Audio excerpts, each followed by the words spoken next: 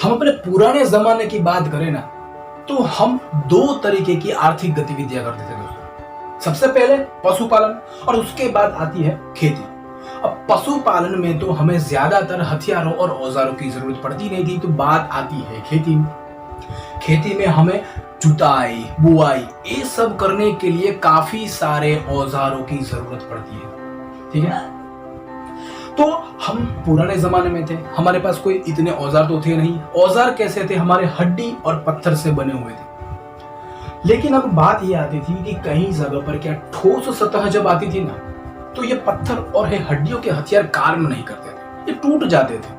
तो अब इसका सॉल्यूशन भी हमने निकाल लिया था। मतलब जरूरत ही शोध को जन्म देती है, ये हम सब जानते हैं, कोटेशन सबसे बड़ा है ना। तो हमारी जरूरत थी कि हम ठोस सतहों पर भी खेती कर पाए, तो हमने इजाद किया धातु के हथियारों का, और पत्थर और हड्डियों से और मजबूत हथियारों का, है ना।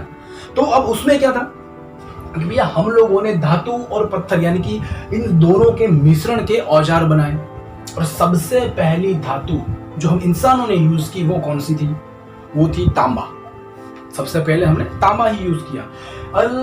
भारत की उपमहाद्वीप की बात करें, भारत उपमहाद्वीप की, तो उसमें क्या है कि भाई हम जो है ना, सबसे पहले जो बस्तियां मिली है वो कांस्य युग की है, और उसके बाद हमें ताम्रपाषाण युग की बस्तियां मिलती है भारत उपमहाद्वीप में। ठीक है, और अगर आपने हमें पिछले लेक्चर देखे होंगे तो हमने क्या देखा था कि भैया इन सारी संस्कृतियों को कुछ चरणों में बांटा जाता है कि भाई वो भारत के अंदर किसी क्षेत्र के अंदर किस जगह से मिलती है, इसके तरह का से वो उसे हम बांट देते हैं। ठीक है ना। तो अब एक पॉइंट पहले सीख लेते हैं। अगर कोई भी संस्कृति ना हो ना, तो भारत जो है ना, ये पूरे भारत में अगर कोई भी संस्कृति अगर हमें मिले तो भारत को 5 हिस्सों में बांटा जाता है, ये तो हमें पता ही है। ठीक है, जैसे कि उत्तर, दक्षिण, पूर्व और पश्चिम, और लास्ट में बीच में ये मध्य। ठीक है ना। इस 5 के हिस्सों में बांटा जाता है भारत में, और जिस तरीके से हमें अवशेष मिलते हैं तो उस तरीके से उस जोन को बांटा जाता है। फॉर एग्जांपल ताम्रपाषाण युग के ले लेते हैं कि भैया इसके अवशेष जो है ना वो हमें कहाँ पर मिलते हैं, तो उसके अवशेष हमें ज्यादातर दक्षिण इलाकों में, ठीक है ना, दक्षिण और पूर्व इलाकों में, दक्षिण पश्चिमी इलाकों में हमें ज्यादातर अवशेष मिलते हैं। और उसमें से भी सिर्फ 3 ही शहर है, 3 ही संस्कृतियां हैं कि जो हमें मिलती है। सबसे पहले राजस्थान है, राजस्थान के अंदर आहार और गिलुद मिलते हैं।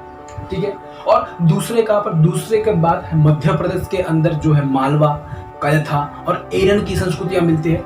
और महाराष्ट्र में कई सारी संस्कृतियों जो है ना वो हमें मिलती है दोस्तों। जैसे कि उसमें देखो जोरवे संस्कृति भी मिलती है, दोमाबाद संस्कृति, सोनगांव, ईमान गांव, ऐसी कई संस्कृति, नासिक में भी इस संस्कृति के अवशेष हमें मिलते हैं। ठीक है ना। तो ये थी कुछ 3-4 बातें जो कि इंपॉर्टेंट थी। तो अगले लेक्चर में अभी इतना रखते हैं, और अगले लेक्चर में हम इस सारे संस्कृतियों के बारे में जानेंगे, जिसमें हम जोरवे संस्कृति और ये आहार की संस्कृति कैसी थी, कैसे दिखते थे ये लोग, हम जानेंगे। और साथ ही साथ एक और बात क्या है कि भैया हमें पशुपालन, ताम्रपाषाण युग के अंदर पशुपालन कैसा चलता था, कृषि कैसी चलती थी, कैसे विकास हुआ हमारा, ये सब भी हम कुछ जानेंगे।